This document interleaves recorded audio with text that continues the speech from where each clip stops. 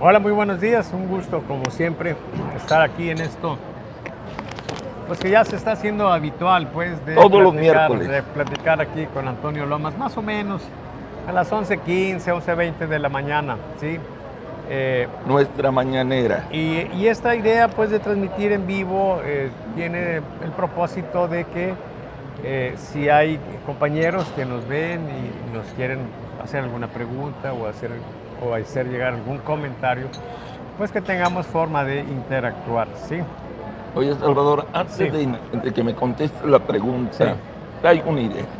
Ujú. Xochitl Gálvez ya dijo que ella de mañanera nada. Claudia Sheinbaum también ya dijo que ella no va a mancillar la memoria del sagrado presidente haciendo sus mañaneras.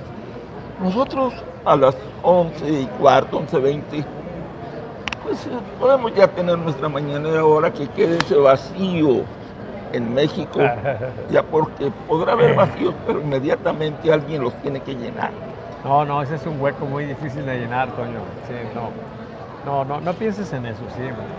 Eso No, sería, ¿cómo lo no, podríamos llegar? por no decir que no la chingues. O sea, ¿cómo vamos a sustituir a López Obrador, por favor, sí? O sea, hay niveles, compañeros, sí.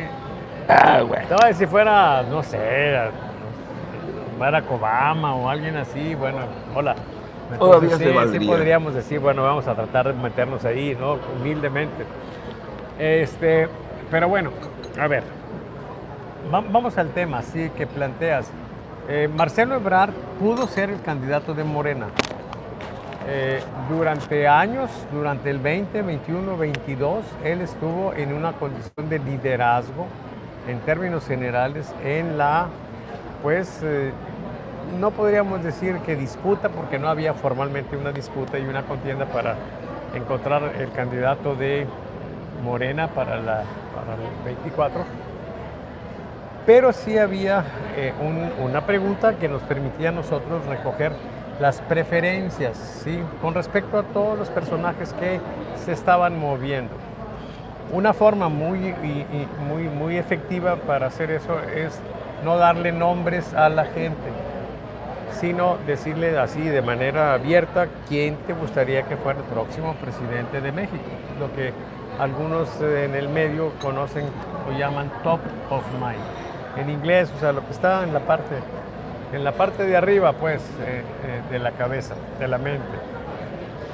Y entonces, esos números tienen la ventaja de que, primero, yo lo que ya dije, todo el mundo puede ser mencionado, y por otra parte, esos números coinciden en términos generales siempre con los resultados que se obtienen cuando se busca una correlación de fuerzas.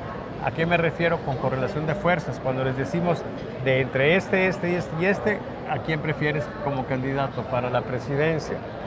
Entonces ese es muy buen indicador. Entonces nosotros lo tenemos desde el 20, desde principios del 2020.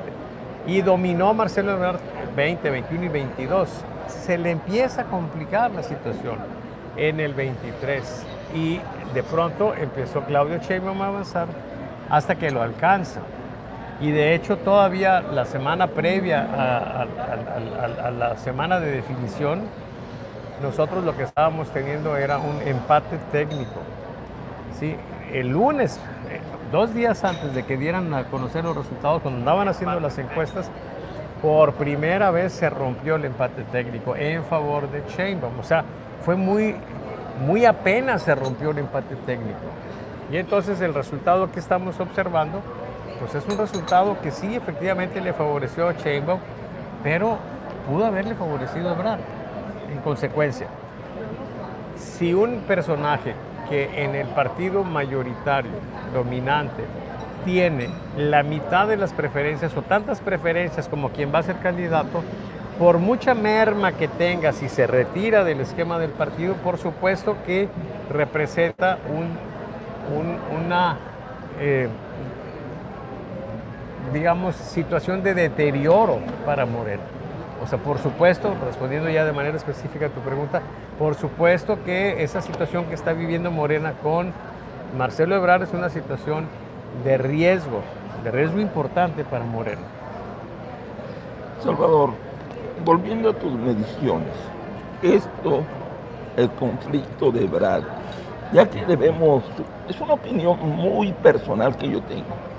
El verdadero personaje que hizo el atole, que de repente se volvió engrudo y que se les hizo bolas, el autor, el jefe, el cocinero, no sé cómo llamarlo, desde mi muy particular punto de vista, fue Andrés Manuel López Obrador.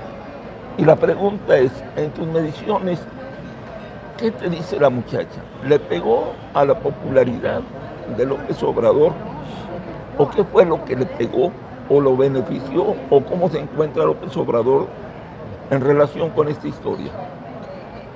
A ver, lo que vimos a lo largo de estos meses fue una clara preferencia de López Obrador por Sheinbaum.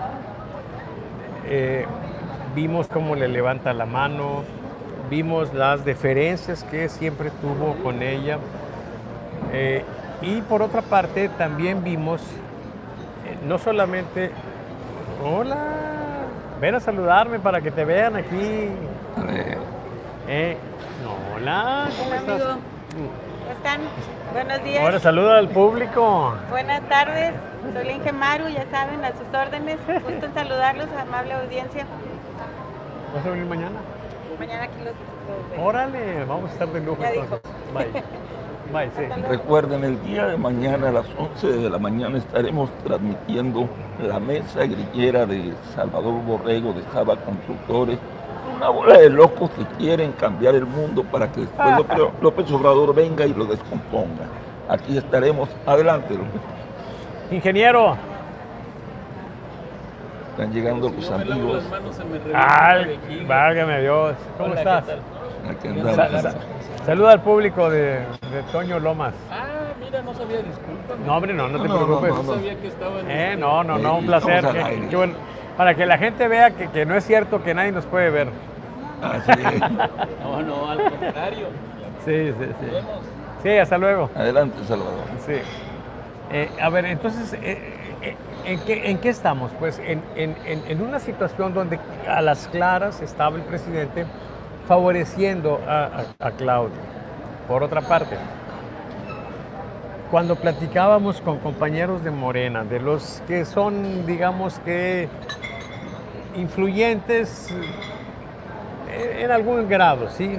Pero digamos que de los más antiguos militantes de Morena, de los que andaban con López Obrador, cuando López Obrador perdía. De los militantes históricos e histéricos. De los que perdían las elecciones, de los que perdían.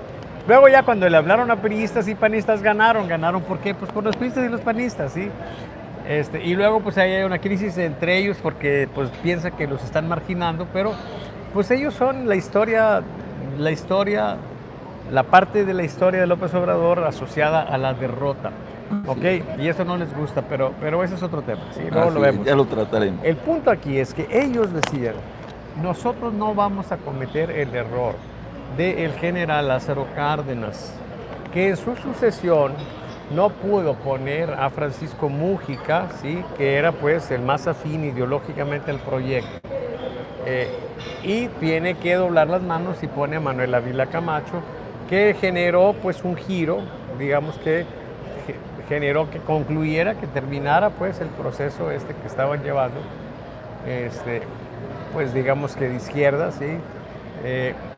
Y entonces ellos fueron muy enfáticos, al grado tal de que incluso el 18 de marzo, en el Zócalo, cuando va pues López Obrador a hacer aquella manifestación un poco en respuesta pues a las manifestaciones exitosas que había hecho la sociedad civil, ahí mismo en el Zócalo dijo el presidente, no nos vamos a equivocar, ¿sí?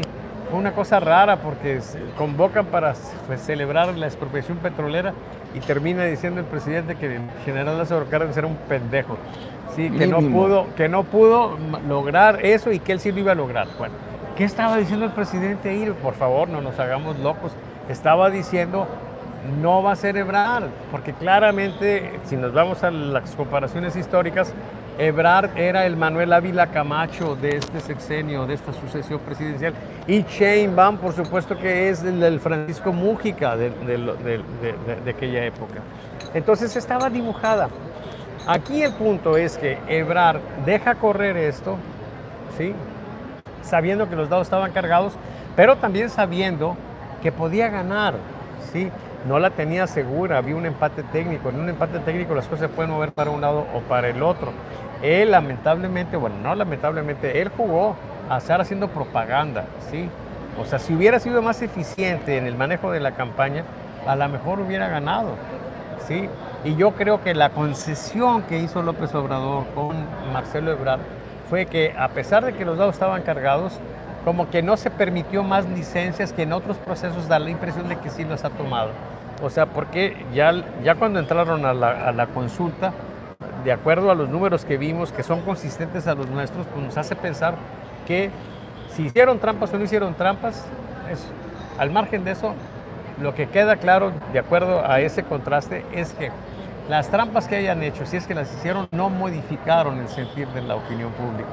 O sea, auténticamente Sheinbaum es la que tiene mayores preferencias, ¿sí? Entonces esa es la situación pues que tenemos con Marcelo Ebrard. Una situación donde efectivamente los dados estaban cargados, pero había una posibilidad de ganar y él decide entrarle, pierde y luego hace su escándalo, ¿sí? Es un poco una aplicación que yo creo que es una aplicación que podría ser pues una frase que sintetice la filosofía política de Morena, ¿sí? Que la está aplicando Marcelo Ebrard a pie juntillas. Y ahí les va, compañeros, grábensela, ¿sí? ¿Listo? Adelante. Se va a grabar en piedra esta frase. Con toda la sabiduría de compañeros de Salvador Morena, Borrego. póngansela aquí, porque esa es más o menos la filosofía, ¿sí? De AMLO, de todos ustedes. Cuando te den, agarra. Cuando te quiten, grita. ¿Sí? Esa es la filosofía. Entra Ebrard, sí. No le dieron, grita. Le quitaron, grita, ¿sí? Pero bueno, pues él jugó. Lo que para mí es un misterio, Toño, es cuál es el juego de Marcelo. O sea, ¿qué está pensando? ¿Cuáles son sus motivaciones? ¿Está en complicidad con López Obrador? ¿Está encabronado con López Obrador? ¿Se siente traicionado con López Obrador? Está muy molesto con la señora, ¿sí? No la doctora, ¿sí? No la doctora Sheinbaum. O sea, ¿qué es lo que está pasando? ¿Está él sufriendo el trauma, el drama de entrar en un contraste brutal con la realidad?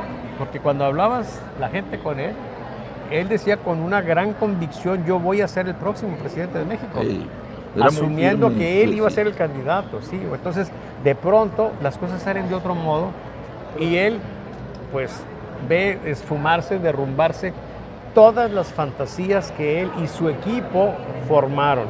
Entonces, están pagando las consecuencias de hacer mal las cosas en política, pero ese también es otro tema.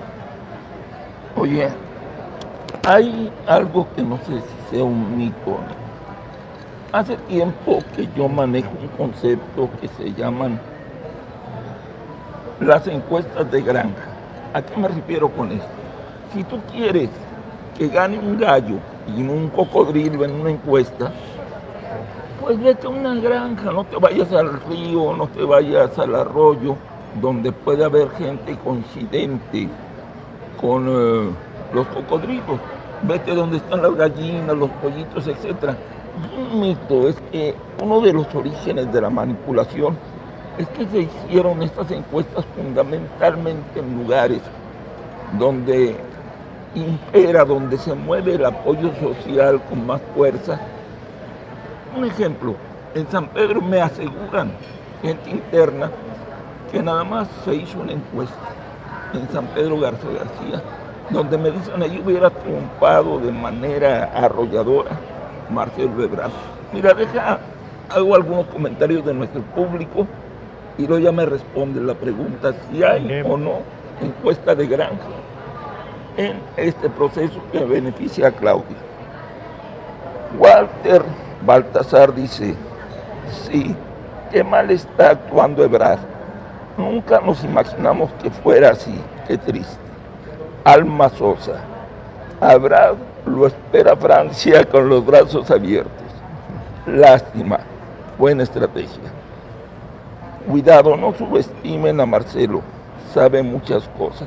Oye, este mensaje que lo estaban en Francia recordando cuando tuvo que huir de México porque ya le estaba llegando la lumbre de los aparejos, porque había investigaciones en su contra. No sé si sea un mensaje subliminal para decirle, oye, cabroncito, hay expedientes todavía vivos y te podemos enchorizar si te chiflas demasiado. O sea, tienes el derecho al pataleo, pero aguas con querer tumbar de una patada a Claudio. Adelante, Salvador. A ver, pero la pregunta, ¿cuál era? Era en relación a si hubo trucos en las encuestas. Sí, un destinatario preciso, donde, encuesta aquí. A ver, mira, por ejemplo, juicios como ese. En San Pedro solamente cayó una. Pues mire, sacas una muestra aleatoria, que te salga una en San Pedro, pues la verdad a mí me parece una exageración. Lo más probable es que no saliera ninguna. ¿Sí? Pero, aparte, hay que entender pues que, en términos generales, en una muestra aleatoria, lo que nos va a dar es una cobertura muy proporcional en general, ¿sí? Pero no de manera sistemática. Un tamaño de muestra como las que ellos tomaron de 2.500 personas, ¿sí? Entonces, si tú piensas, por ejemplo, cuántos habitantes tiene San Pedro, divide ese número de habitantes entre los casi 100 millones de votantes que tenemos en el país. Valió. Entonces eso es lo que le tocaría proporcionalmente. O sea, una realmente fue mucha. Pero aparte, nosotros no podemos juzgar en base a ese tipo de juicios si una encuesta estuvo bien hecha. Hay en metodología de la ciencia un concepto que se llama validación interna y también hay un concepto que se llama validación externa.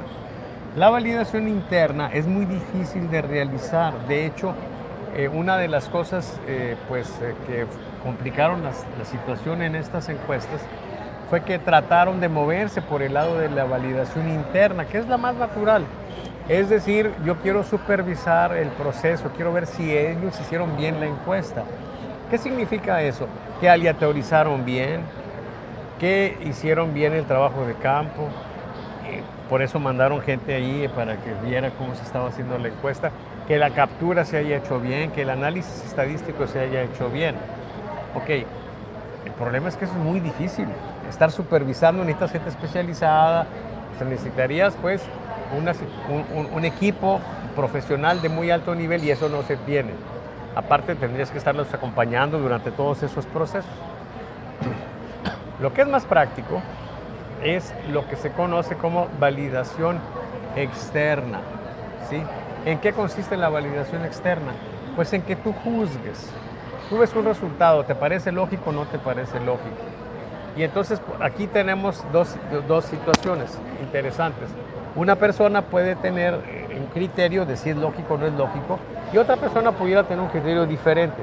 Vamos a abonar en la idea de que es lógico si nosotros pensamos, por ejemplo, a ver, es la candidata favorita del presidente, el presidente tiene una gran aprobación, la fortaleza de Morena está pues muy asociada a la condición del presidente. En este contexto polarizado, sí, la gente se carga hacia las opiniones del presidente. Entonces, que gane Claudio es lo más natural del mundo, ¿sí? Es lo más natural del mundo. Entonces, habrá algunos que piensen con otro tipo de criterios que no es lógico que haya ganado Claudia y que es más lógico que haya ganado Marcelo, ok. Pero hay una situación interesante que esta es muy personal. Mi juicio personal.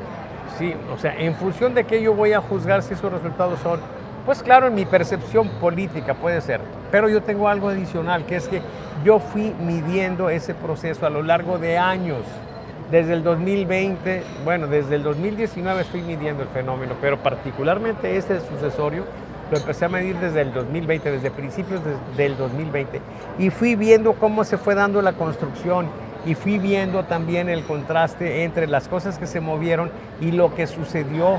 Por ejemplo, a ver, ¿qué cree Marcelo Ebrard que ocurrió en la correlación de fuerzas cuando se le ocurrió la hiperpendejada de proponer al hijo de López Obrador como titular de la Secretaría de la Cuarta Transformación? No mames, Marcelo, por supuesto que ahí perdiste puntos, cabrón. Y los perdiste por pendejo. ¿A quién chingado se le ocurre eso? Josefina Vázquez Mota, el miércoles previo a la elección del 2012, tenía un triple empate técnico. Tenía un empate técnico tanto con López Obrador como con Enrique Peña Nieto. Uno de los tres ganó. ¿Sí? ¿Quién? El que no cometió un error. ¿Quiénes cometieron errores? López Obrador y Josefina Vázquez Mota. El de López Obrador, ¿cuál fue? No ofrecer disculpas a Carlos Marín cuando sus seguidores lo agreden el miércoles previo a la elección. Y le recomendaron muchos de los intelectuales afines a él y dijeron, oye, ofrece una disculpa ahí. Eso se hubiera visto bien. Y a lo mejor eso rompe el triple empate técnico. No lo hizo por soberbio y también por pendejo, ¿sí? Porque López Obrador las primeras dos elecciones las perdió fundamentalmente por pendejo, ¿sí? Eso anótenlo para los libros de texto cuando se haga una revisión y una fe de ratas. Ahí donde dice que le hicieron fraude el 2006, por favor agregan, sí, corrección, sí, de acuerdo a Salvador Borrego, que estudió ese pinche fenómeno y todos los ha estudiado puntualmente más que nadie, sí. De acuerdo a él, perdió por pendejo, sí. Bueno. ¿Cuál fue el error de Josefina Vázquez Mota? Un error igualito al de Marcelo Ebrard. Se le ocurre ese día nominar para la PGR a Felipe Calderón. No mames. Por supuesto. Entonces, Marcelo Ebrard, no la chingues. Perdiste por pendejo. Nada más por pendejo. Sí, ahora, no acepta la derrota. ¿Por qué? Pues porque él construyó una serie de fantasías y ahora tiene que, de algún modo, darle curso a esas fantasías. Tiene que justificarse con la gente que lo apoyó económicamente para la campaña. Porque imagínate que esa gente que le dio dinero a la campaña de Marcelo Ebrard, que ahora le digo, oye, Marcelo, invertí tantos millones en ti, cabrón. ¿Qué vamos a hacer ahora? Sí, y perdiste por pendejo. ¿Tienes responsabilidad sobre esto? Ah, pues una manera de que no me llamen a cuentas, pues es gritar que hubo fraude. O cuando menos que no me llamen pendejo. Claro, sí, ¿verdad? Entonces, pero, o sea, nosotros nos ven 200, 300 personas, podemos decir cosas que no, sin ningún problema, ¿no? Y bueno, si bien ya estamos viejitos, hombre, no pasa nada si vienen y nos agreden, ¿sí? Es más, que chinguen a su madre, ¿no le parece? Nada más. Bueno, esa es la razón, Toño. O sea, él perdió y volviendo al punto, yo fui viendo cómo se fue construyendo la derrota de Marcelo Ebrard, ¿sí? Más aún, a algunos cercanos a Marcelo Ebrard yo alguna vez les advertí y me dijeron, es su opinión. Sí, pendejo, pero eso es la opinión de alguien que sabe, que tiene la información, ¿sí? Y ellos se quedan con la pinche propaganda que ellos contratan, se creen su pinche propaganda, generan sus fantasías y ahora están pagando el precio, ¿sí? Por pendejos. Están pariendo chayotes por pendejos, ¿ok? Y esto está lleno en la política, ¿sí? En general las campañas se pierden por cometer errores, por no advertir los riesgos, ¿sí? Y yo tengo 30 años de estar advirtiendo riesgos y de estar viendo campañas en algunas ocasiones que se atienden y resultan exitosas, en otras ocasiones que no se atienden y no resultan exitosas, pero en un mundo reducido, limitado de los poquitos políticos en México que son lo suficientemente abiertos para entender que hay cosas más allá de las pinches encuestas pendejas que se mueven ahí como propaganda fundamentalmente. Ya me estoy encabronando, Toño. Hazme otra pregunta. Hazme otra pregunta mejor. Déjame ver si tengo yo aquí de mis amigos alguien que se esté. A ver, déjame ver. Déjame ver. A ver, vamos a poner dice, te damos la bienvenida. Yo creo que es un mensaje de YouTube. Dice, están los lineamientos. Dice, no estés echando madres. No, yo creo que no dice eso. Ok, todavía no llega ningún compañero que me haga alguna pregunta. No comentario. Bueno, adelante. Oye, déjame partir de esta pregunta, de este comentario que nos hace Nora Medina. Cuidado, no subestimen a Marcelo, sabe muchas cosas. No subestimen a Marcelo. Más de un 20% de la preferencia o de la opinión positiva en esa encuesta tuvo como destino final el nombramiento de Claudia Sheinbaum. ¿Qué significa en cuanto a peso político desde el punto de vista de Salvador Borrego? Un 26%, mientras Claudia Sheinbaum obtiene 10 puntos arriba ¿qué significa en esta lucha política? ¿Fortaleza o en serio? Marcelo Ebrard no vale mal, según. A ver, eso fue en los números, En los el día números. de la encuesta.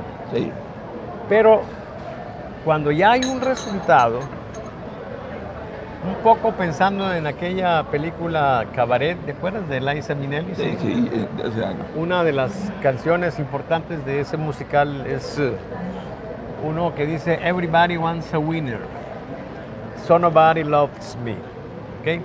O sea, todo el mundo quiere un vencedor, Así es. un ganador, por eso nadie me quiere a mí. ¿Ok? Una vez que ya perdiste, Ya. esa fuerza que tenías la pierdes, pero algo te queda. Sí. Ahorita, yo ya hice la pregunta, la hice el lunes, ¿sí? Compañeros y amigos, en este momento que ponen estas mañanitas, aprovechamos, ¿sí?, para felicitar a los que cumplen años este día, ¿sí? Ofrecemos una disculpa porque pudiendo tener mañanitas con Pedro Infante, pues poner esta chingadera con Vicente Fernández, pero ni modo. ¿Qué le vamos a hacer, compañero? Acuérdate que Pedro Infante es de una generación anterior. Hoy llega Vicente Fernández, una época fue Cepillín. No sé quién podrá ser el próximo. ¿El próximo Pedro Infante? ¿El próximo qué? El próximo Pedro Infante. No va a haber ya más Pedros Infantes, compañeros. Como tampoco va a haber ya Carlos Gardeles. ¿Sí? ¿Qué hace? Claro que Como no. dicen que Peso Pluma y No, esa no, raza. no, por favor, compañero. Esas son puras vaciladas.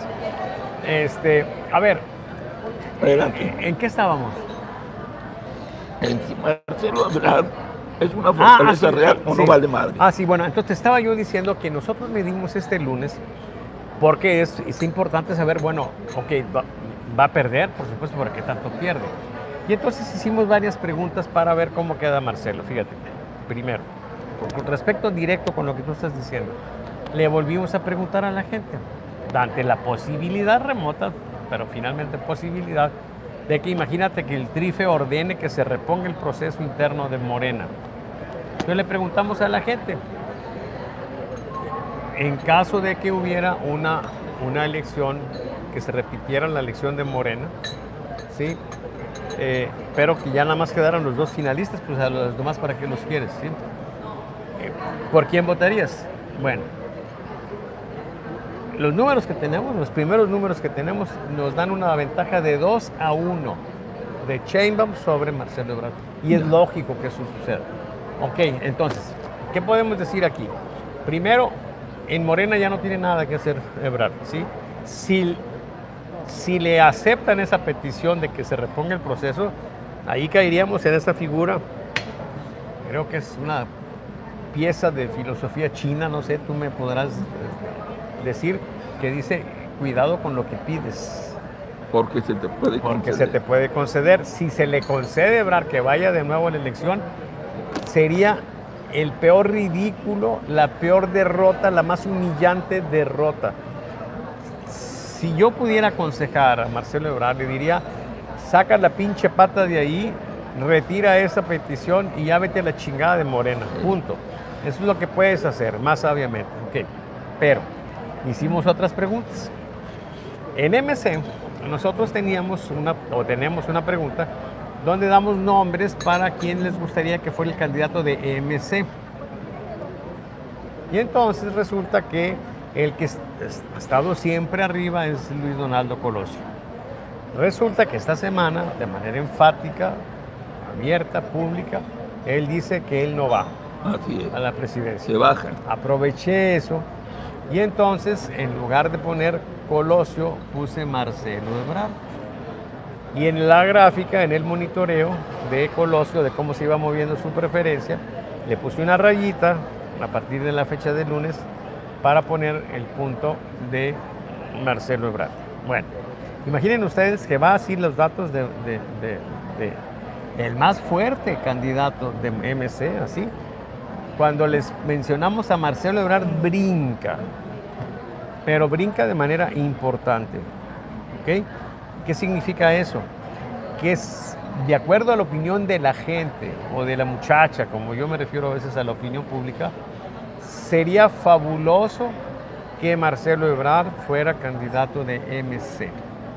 Este resultado, que seguramente tendrán otras mediciones en esta misma pregunta los interesados, puede ser el argumento sólido para decirle a los seguidores de MC, miren, la gente lo que quiere es esto.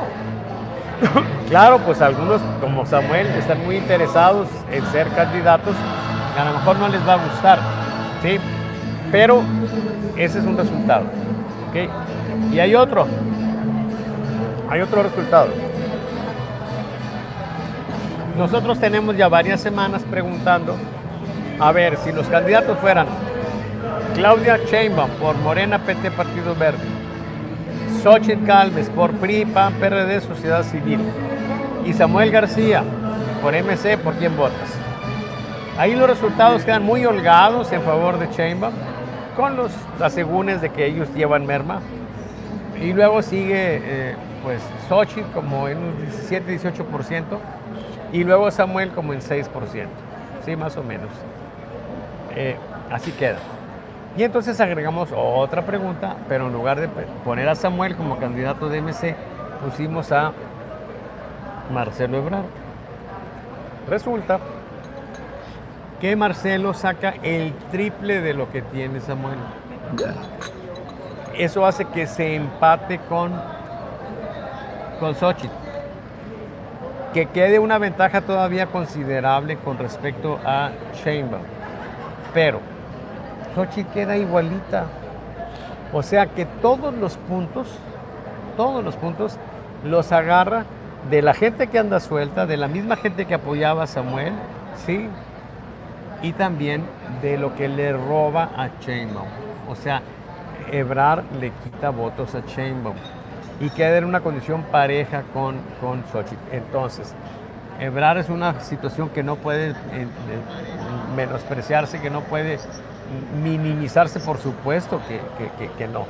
Sí, es una figura importante y puede jugar un rol central dependiendo de qué decida hacer. Oye, pero entonces aquí ya surge otra pregunta.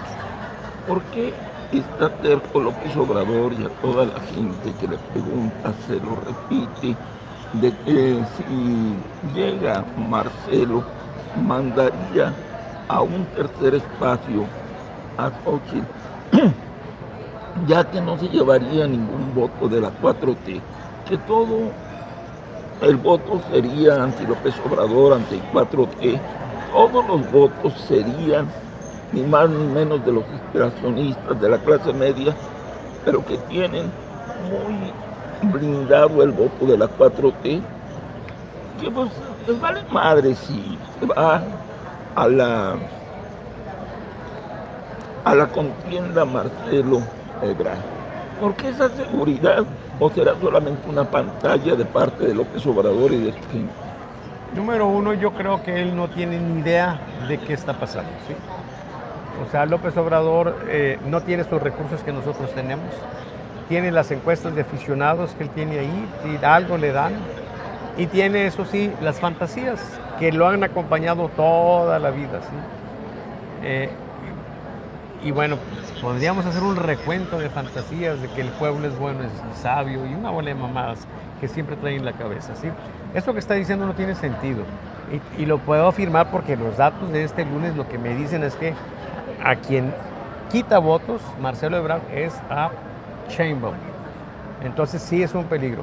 ¿Okay? Que él diga otra cosa es normal. Y aparte yo no lo criticaría por mentir, porque la primera víctima pues en las guerras y en las campañas electorales es la verdad, ¿sí? Así es. Entonces eso no les extrañaría nada, pero está equivocado, pero radicalmente equivocado, totalmente equivocado. Sí, si Marcelo Ebrard participa solo por MC, le va a quitar votos a Sheinbaum, eso ya está claro, ¿sí? Y bueno, cada semana vamos a ir midiendo, vamos a ver viendo si sigue conformando o confirmando esta situación.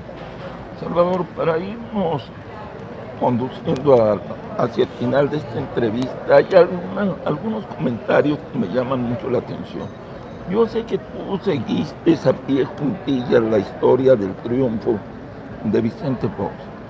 Me dicen que Cedillo se equivocó, que colocó un candidato frío, apático, que no empataba con la gente, Él pensaba que la marca PRI y los apoyos sociales en aquella época le iban a dar suficiente para que la Bastida fuera el presidente.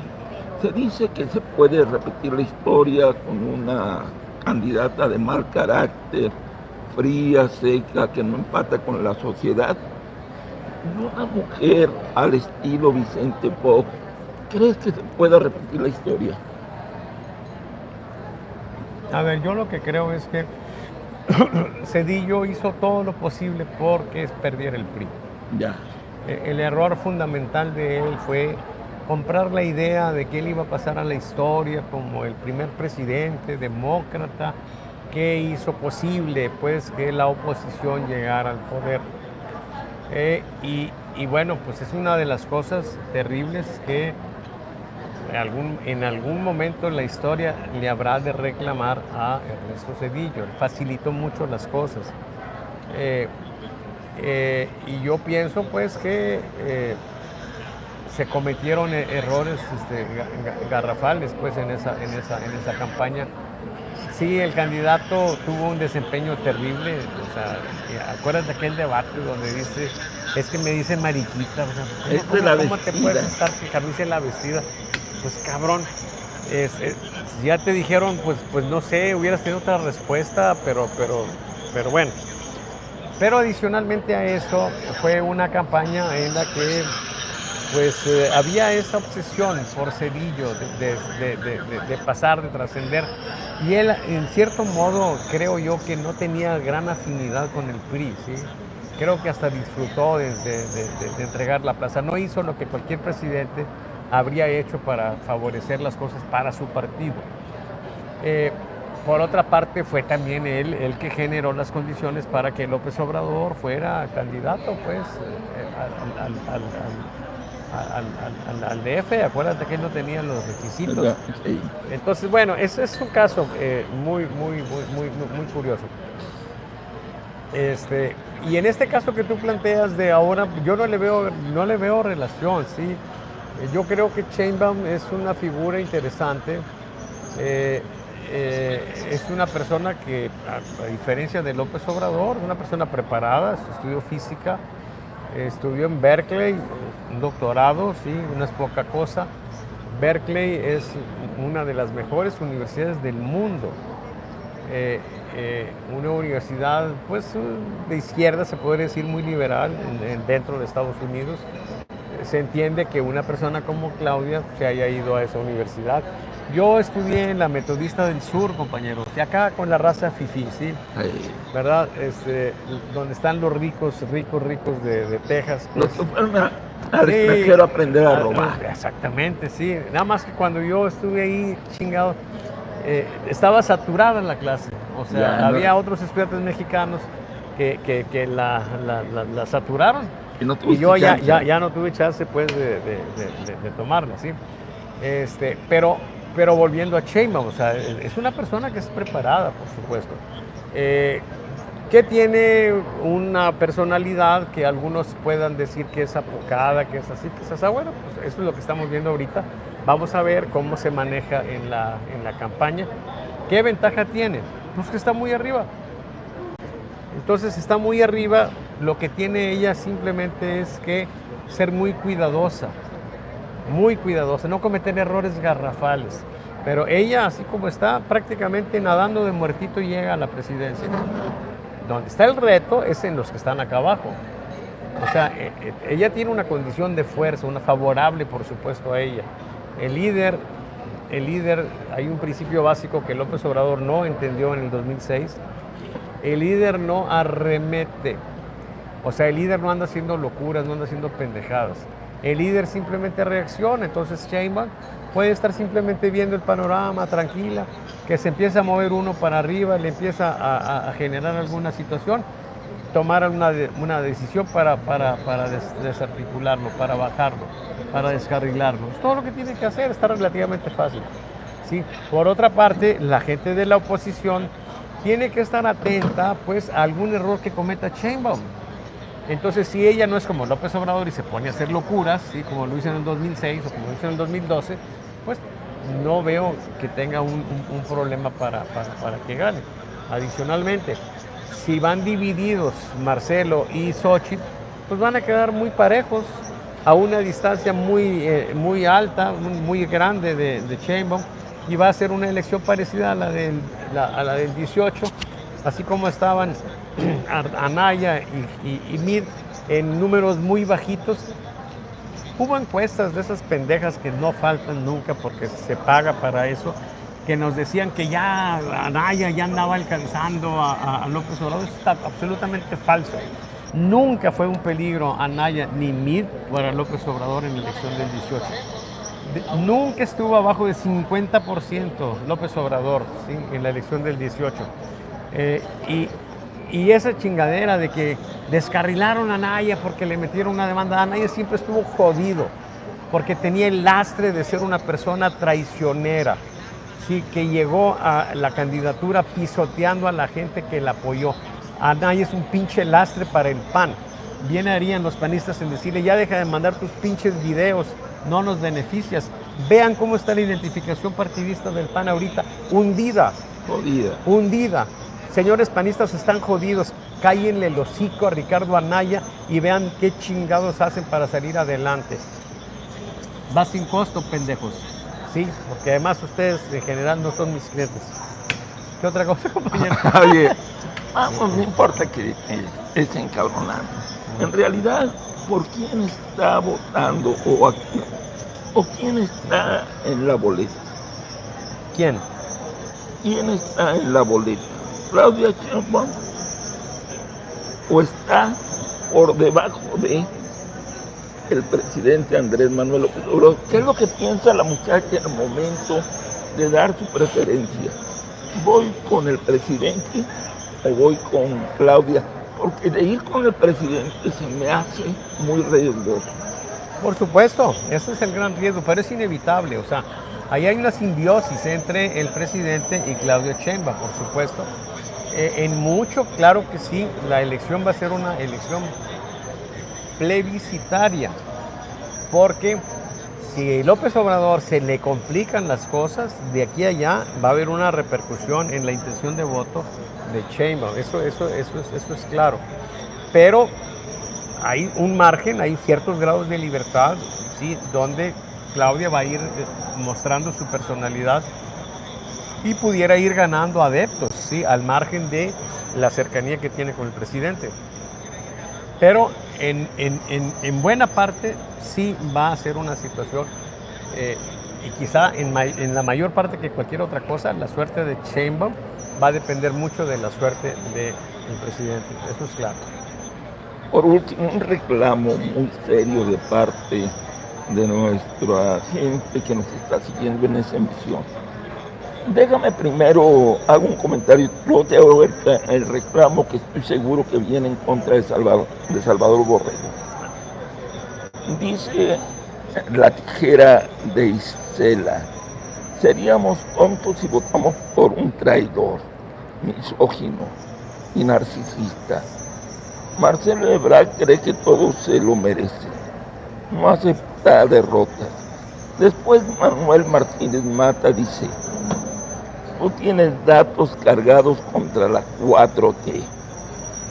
¿Quién tiene datos cargados contra la 4T? Salvador Borrego. Ah, chingado. Si estoy diciendo que Sheinbaum trae 70 contra 20, Sheinbaum 70.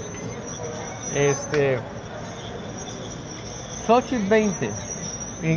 O sea, ¿quieren más, cabrones? O sea, Se me hace que así están mis números. O sea, ¿qué tienen de cargado? es el odio irracional que hay en contra de Salvador Borrego. ¿Yo por qué? ¿Pero por qué me van a odiar? No creo merecer tanto. Pues déjame ver si hay algún comentario. A ver, adelante. No, mire, yo no tengo ningún comentario. Ok, entonces, nosotros por acá no hay ninguna cosa. Hola. ¿Cómo? ¿Perdón? No se preocupe, nadie nos ve. No se preocupe. Sí. En Facebook y en YouTube. En Facebook y en YouTube. En Facebook. Sí. Pues estamos hablando de política. Sí, estamos adivinando la suerte de los políticos. Así es. Vendrá buena. Yo creo que sí. Ojalá. Esperemos todos. Sí, muy bien. Sí. Suerte. Te decía, y quiero cerrar con esto esta misión, Salvador. Yo creo que cuando tú amas a alguien y lo amas verdaderamente, te vuelves un personaje irracional. Ajá. Y cuando sientes que alguien, no digo cuando sea la realidad, cuando tu percepción es que lo estás criticando, Ajá. aunque lo estés alabando, Claro. o lo estés reconociendo, o estás hablando de una verdad que le facilita el camino a ese personaje, tú como quiera atacas al que opina, porque ya traes un chip automático. Sí, sí. Dices, este odia al personaje que yo amo, no importa lo que diga, Ajá. siempre lo voy a odiar. Bueno, es claro eso, o sea, nosotros estamos en un gobierno 3P, siguiendo la nomenclatura de Moisés Naim. Les recomiendo el libro ese de él, La revancha de los poderosos. Y es un gobierno que es populista, es polarizante, donde reina la posverdad. Entonces, ¿qué significa eso?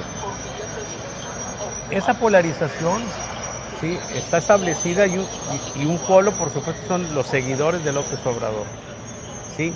Y se da en ese contexto de posverdad. Entonces, lo que yo pueda decir, ¿sí?, va a estrellarse con los juicios que ellos tienen. Así es. Y lo único que va a importar para esa gente no es lo que yo esté diciendo, ni si lo convenzo, si le doy estadísticas y datos y elementos así muy simples de convicción.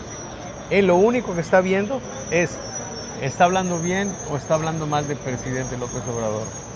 Ah, está diciendo que el señor presidente López Obrador, a quien yo adoro, es un pendejo, pues por supuesto que me empieza a odiar, ¿sí? Sí. ¿Verdad? ¿Cuánto tiempo le va a llevar al señor darse cuenta de que el presidente es un pendejo? Pues no sé, a lo mejor va a morirse pensando que O es un cuando se genio, acabe el amor. ¿verdad? No sé, a lo mejor nunca. Yo sí creo que va a haber gente que va a seguir pensando que López Obrador es un redentor y que, pues incluso si un día se muere, Dios quiera que no sea pronto, pues yo he dicho que van a ponerle cajitas así como el niño Fidencio y López Obrador va a hacer milagros, estoy seguro de eso, va a ser un santo, ¿sí? Va a ser más chingón que Malverde. Entonces, yo de eso estoy claro, ¿sí? Y es normal que alguna de esa gente se sienta incómodo con lo que yo digo, pues porque no esté de acuerdo, que me mienten la madre y que eventualmente me agredan, pues también puede suceder eso. Pero señores, yo, pues miren, yo ya estoy viejito, ¿sí? Entonces yo ya no tengo ningún problema por decir que el presidente es un pendejo, ¿sí? Entonces, esa es la cosa, compañeros. Oye, Salvador, con esta pregunta termino. En la historia de tu vida, con tus mediciones, con conocer el mundo de la vida pública, hablando de redentores, ¿hay redentores pendejos o será el primero el que va a abrir esta versión Andrés Manuel López Obrador? Pregunto. Yo creo que el caso de Andrés Manuel es inédito, es el fenómeno del populismo en México.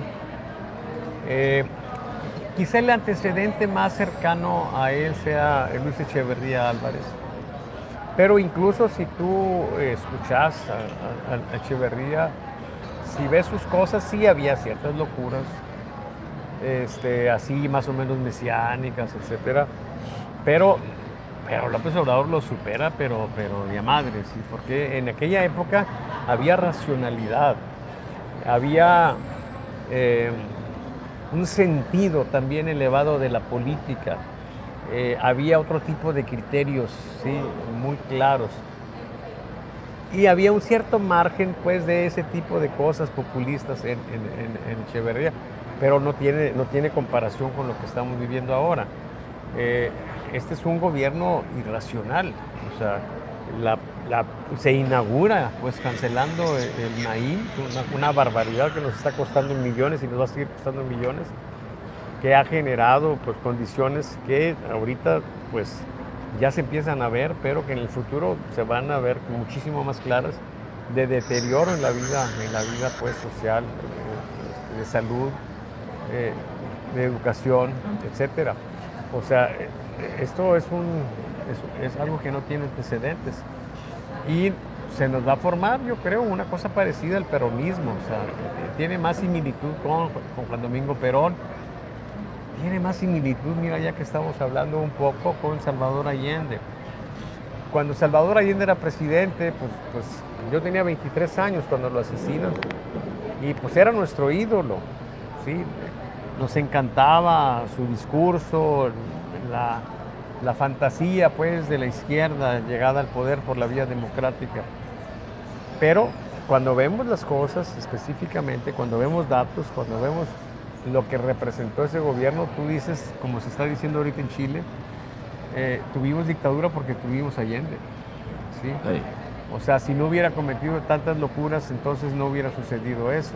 No estamos justificando la barbarie, por supuesto, de la Junta Militar chilena encabezada por Pinochet, por supuesto que no, ¿sí? Pero no podemos desentendernos de las responsabilidades que se tienen cuando se hacen locuras. Nosotros hemos tenido suerte hasta ahora de que las locuras de López Obrador se hayan ido procesando de manera más o menos pacífica, ¿sí? Pero pues, es una situación complicada. Estoy leyendo un libro, Antonio, que se llama Los Reyes Malditos, que habla un poco de la historia, de las desgracias pues, que tuvo Francia en el siglo XIV. Y va narrando pues, una secuencia pues, de reyes. Y hay una frase que me llama mucho la atención en ese libro porque dice, cuando hay crisis, cuando hay problemas, surgen los grandes hombres, surgen las grandes personalidades, ¿sí? Pero todas las crisis, todas las desgracias que hay, ¿sí? En los países se deben invariablemente a un mediocre, ¿sí?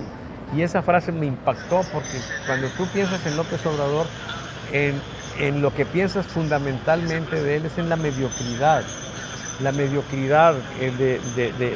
de la poca capacidad intelectual para cursar una carrera, de la no comprensión del valor de la ciencia, ¿sí? Henry Poincaré estaría pues azorado de lo que está pasando hoy con respecto a esa incomprensión de la gente de poder de lo que vale la ciencia, las barbaridades de dejar a los muchachos que están estudiando un posgrado en el extranjero, que nos van a enriquecer, que nos van a generar riqueza, que nos van a generar desarrollo, porque a través del conocimiento se desarrolla todo eso.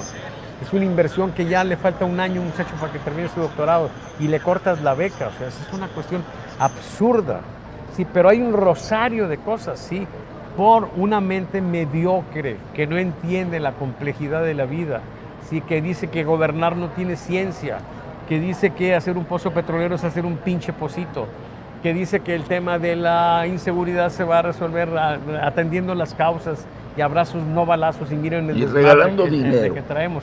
O sea, eso es lo que estamos viviendo ahorita y yo lo que estoy esperando ahorita pues es simplemente que él ya termine su gestión, que se vaya. Yo sé que mis amigos morenos se molestan cuando les digo esto y a veces hasta me reclaman, pero yo también estoy seguro que una vez que López Obrador no esté ahí, ellos mismos me van a decir efectivamente todo eso que decías era cierto, ¿sí? Porque es cierto simplemente por eso. Y entonces lo que yo estoy esperando es que una vez que ya procesemos esta desgracia llamada Andrés Manuel López Obrador, surjan esos grandes hombres, ¿sí? ¿Y de dónde van a estar? Muy probablemente estén ahí mismo en Morena, agazapados. Sí, muy probablemente uno de ellos sea Sheinbaum, no podemos descartarlo. O García Harfuch, o alguna gente morena, o a lo mejor es Xochitl, o a lo mejor es Marcelo Ebrard también, no lo podemos descartar. O sea, deben de surgir los grandes hombres porque el reto que vamos a tener una vez que termine este sexenio para sacar adelante este país va a ser enorme y vamos a requerir de los mejores talentos para que este país vuelva a tener condiciones de viabilidad, vuelva a tener condiciones adecuadas de desarrollo, que resolvamos los broncas que nos quedan de herencia en el tema de salud, en el tema de seguridad, en el tema de educación, ¿sí?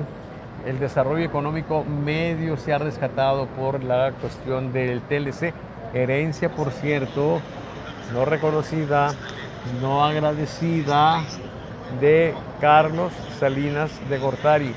Compañeros de Morena, si este pinche país no se ha desmoronado, se debe a Carlos Salinas de Gortari, que nos heredó el Tratado de Libre Comercio.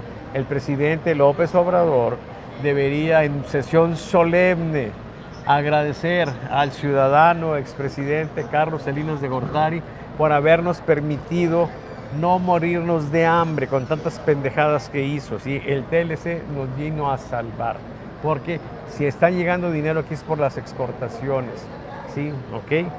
Y por las remesas, que significa que pues, hay mucha gente que no encuentra oportunidades aquí. Espero que ya se hayan encabronado lo suficiente nuestros amigos chairos, ¿sí? Que nos llegue mínimamente una mentada de madre, que sería pues muy profiláctica mentalmente.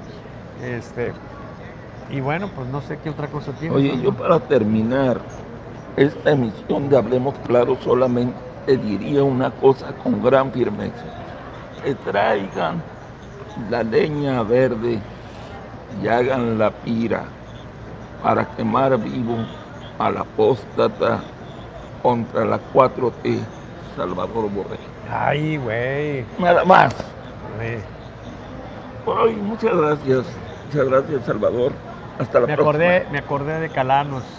Así es. Calanos, el hindú, aquel asesor de Carlomagno, que tenía más o menos mi edad, ¿sí?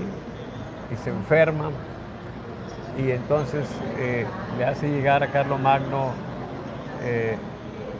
el mensaje de que quiere morir vivo. Y entonces Carlomagno pues se deprime mucho, sí, pero le hace el gusto. Entonces pone una pira monumental. Así es. Ve que la llama que vaya a surgir para que muera Calanos al fuego fuera rápida, para que muera rápido, y pone unos elefantes para que barriten fuerte, para no escuchar los gritos de horror de él cuando esté siendo quemado, ¿sí? Y entonces empieza pues la hoguera, y la sorpresa es que él, cuando va acercándose, va cantando, y luego cuando está ahí al fuego empieza simplemente a desvanecerse, sin gritos, sin llantos, sin nada, simplemente se fue acabando, ¿sí? Y lo más relevante es que le deja clara la idea, la petición a Alejandro Magno, de un hombre que no ambicionaba nada, que no pedía nada, ¿sí? A duras penas, en una travesía por la India, lo convence a Alejandro Magno de que se pusiera sandalias porque era un terreno agreste, terrible, ¿sí? Y entonces le dice, ¿sí? El mensaje que le dice es que por favor no vaya a hacer duelo por él, ¿sí? Le pide que haga fiestas, ¿sí? Ese era Calanos. Muy buen mensaje. Bueno, muchas gracias. Ya hasta la próxima. Bye, compañeros. ¿Cómo ves?